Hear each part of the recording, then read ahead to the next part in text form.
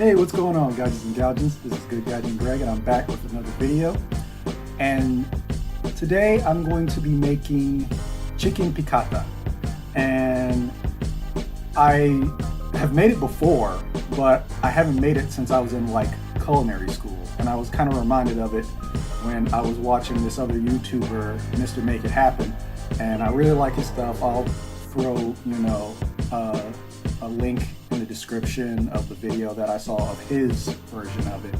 And so this is going to be my version of it. It'll be a little bit different, mostly because I can't get stuff like capers. And I don't have any wine in the house. So this is going to be more of a makeshift piccata. So hopefully you enjoy it. Let's get in the kitchen. So I don't have the ability to get capers where I live, so I'm going to use these little pickles. They have a good sweet sourness to them. So we're going to dice these to about the size of a caper, basically. And to that I'm also going to add 3 cloves of garlic. So go ahead and prep that and set that aside. Next we're going to prepare our chicken breast, and to do that we're going to remove the skin. Now don't throw that away. You can either use it as garnish, or you can crisp it up, season it, and eat it as a snack, like I'm going to. Next we're going to go ahead and butterfly our chicken breast. We're going to cut down the side just like this, and you're just going to open it up like a little book, like a little meat book. And then we're going to flatten it out using our meat mallet or a rolling pin or a flat bottom pan, something heavy.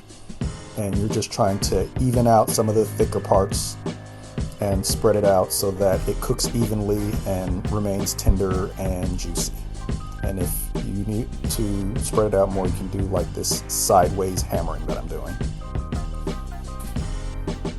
We're going to go down with salt, garlic powder, oregano, black pepper, 7 spice, and then we're going to add all that to our flour as well, along with paprika and nutmeg. So we're going to take our flattened out seasoned chicken breast and dredge it in our seasoned flour, making sure to press down and coat every little nook and cranny, no bald spots on the chicken, and you're going to set that aside.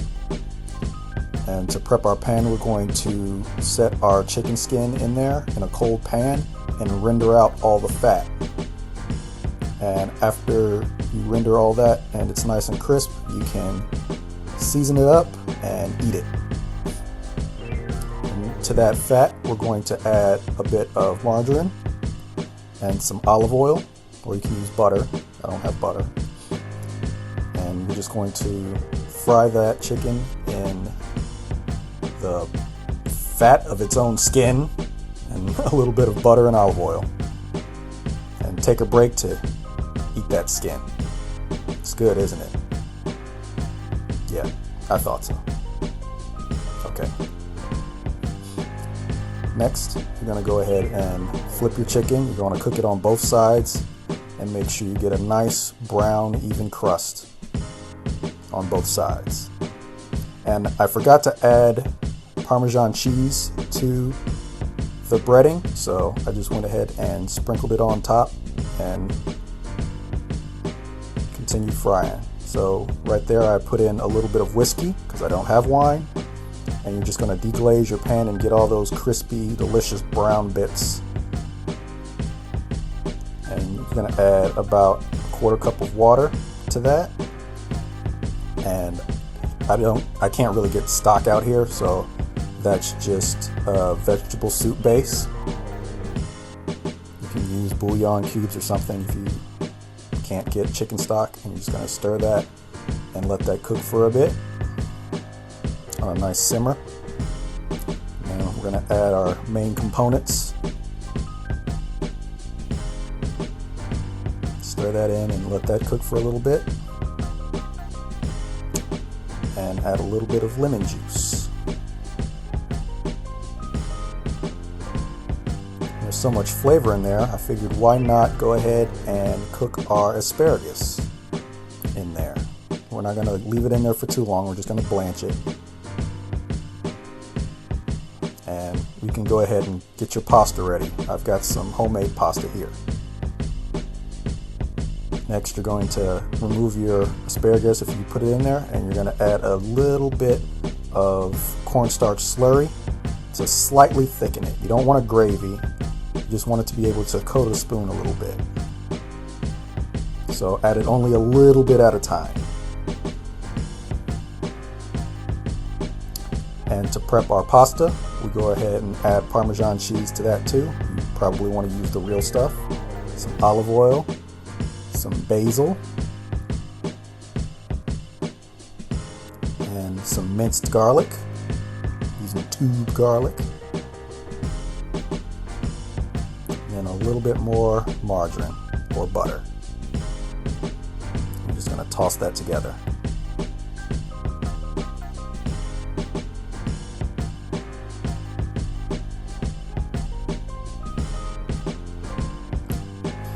And let's go for some plating. I'm going to put down a bed of that pasta.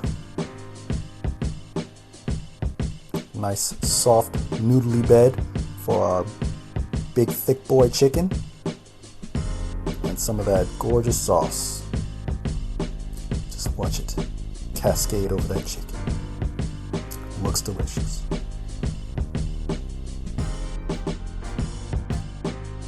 All right, we're done. And now we have chicken piccata, some homemade pasta, asparagus. So before it gets any soggier underneath that sauce, let's go ahead and dig in.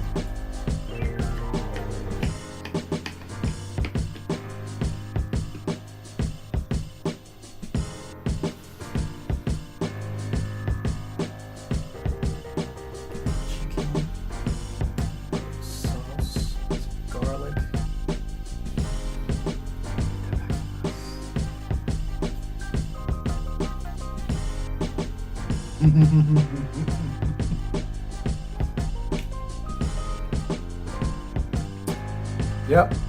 Yep, that's really good. That is tender. That skin has so much flavor behind it. Taste it with some of the pasta. If you guys want me to show you how to make this pasta, it's really, really easy. It's literally just egg, salt, and flour. But if you want me, I can show you how to make it along with something else. So just let me know in the comments if you want me to show you how to make pasta.